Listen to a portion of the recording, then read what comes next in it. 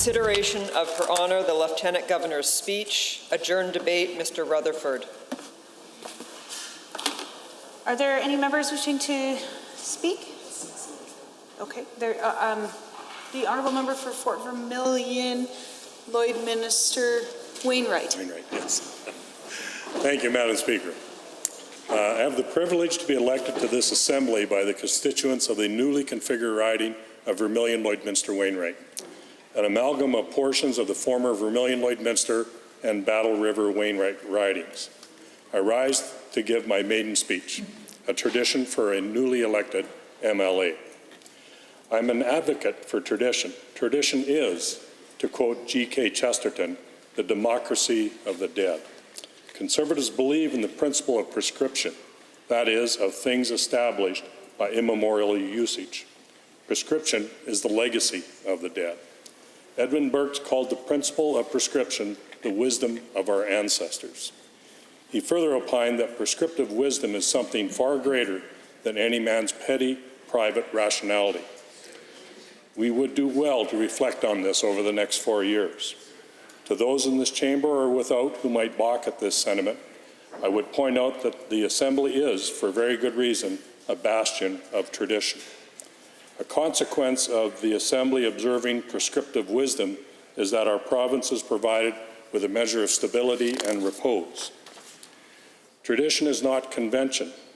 It is convention that affords me this opportunity to introduce to the House commentary regarding the riding of Vermilion-Lloydminster-Wainwright, its people, geography, challenges, and opportunities. Vermilion-Lloydminster-Wainwright has a population in excess of 46,000 and covers an area of 10,090 square kilometers.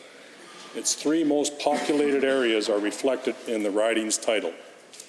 The bi-provincial city of Lloydminster has the riding's largest population, approximately 31,400. Of that number, just over 20,000 live on the Alberta side.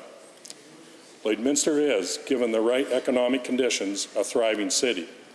It has forward-looking, energetic school boards and is home to the Lloydminster Oilfield Technical Society.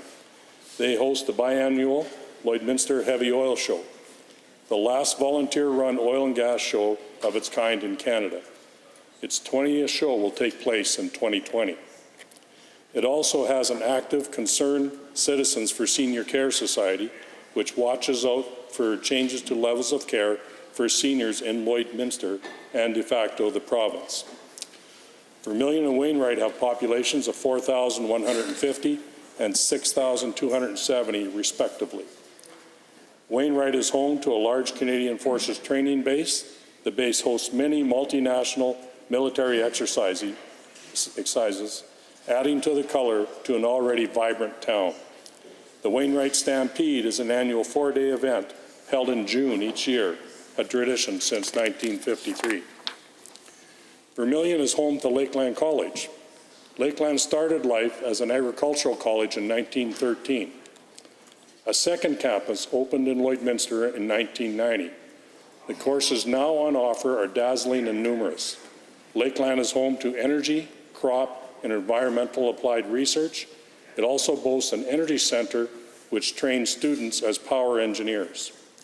Demonstrating versatility, it offers courses in interior design, manual trades, plus nursing, early learning and childcare, and not to mention a fighter training school.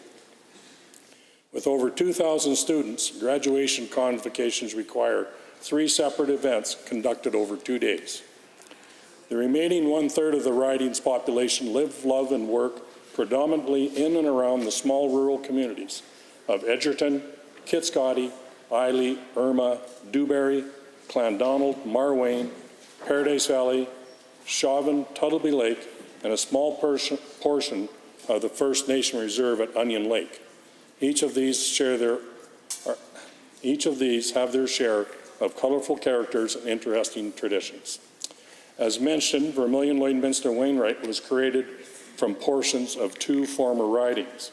Before moving on, I would like to acknowledge the sterling contributions of the 2 MLAs who represented those former ridings. Both Wes Taylor and Dr. Richard Starkey were popular, effective, and energetic MLAs. I now face the unenviable task of trying to fill not just one, but two big pairs of boots. These men battled hard to resolve issues for their constituents. Dr. Starkey was frequently engaged in matters arising from the bi-provincial jurisdiction operating in Lloydminster. In Vermilion, the lack of SL4 places producing the unhappy situation where elderly married couples can find themselves being separated was something Richard worked long and hard to resolve.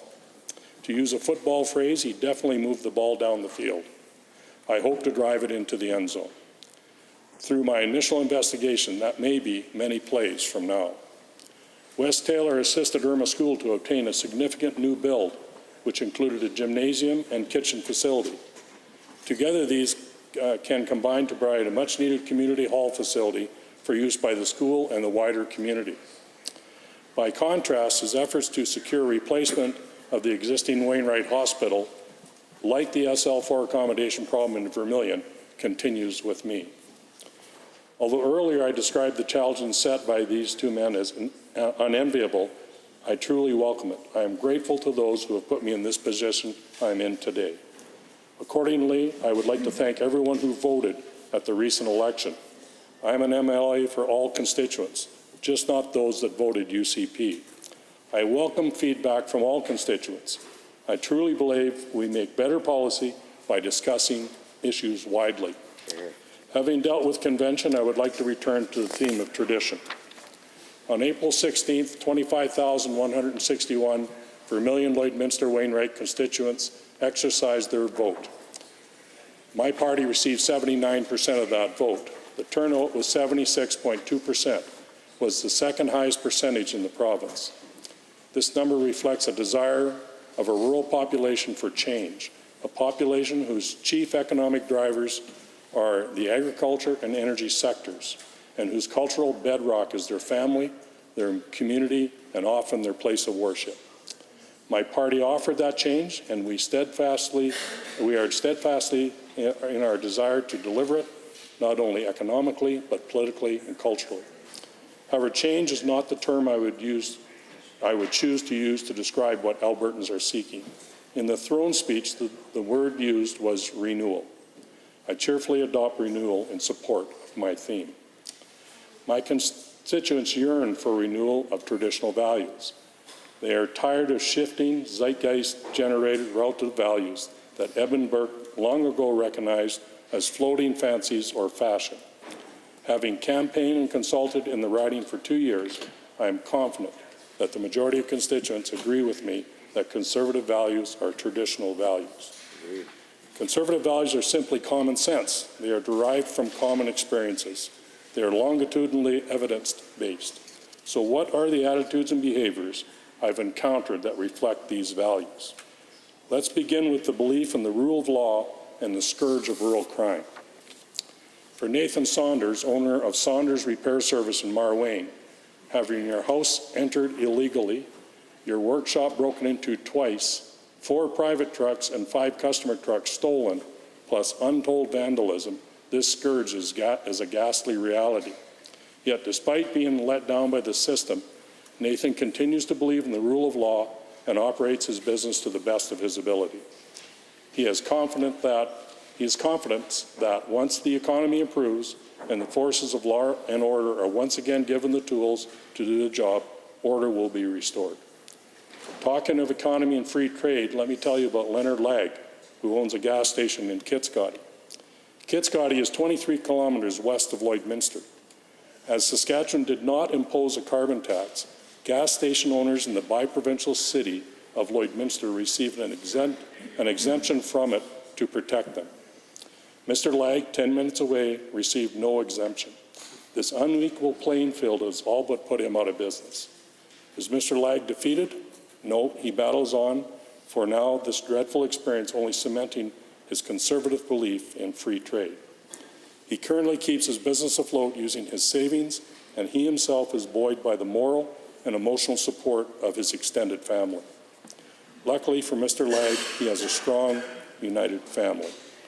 We Conservatives promote the functioning of strong families. Families come in many sizes and shapes.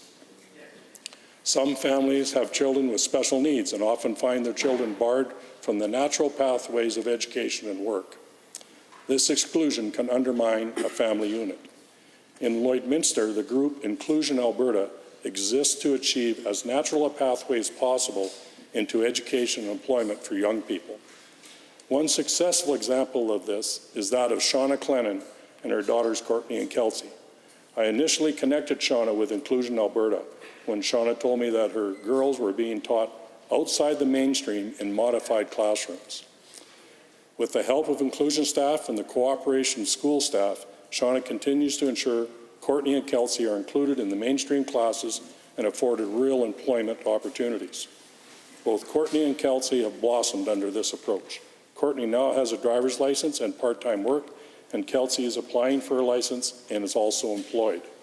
This demonstrates that a positive approach helps potentially disadvantaged people become confident, accepted, and self-reliant.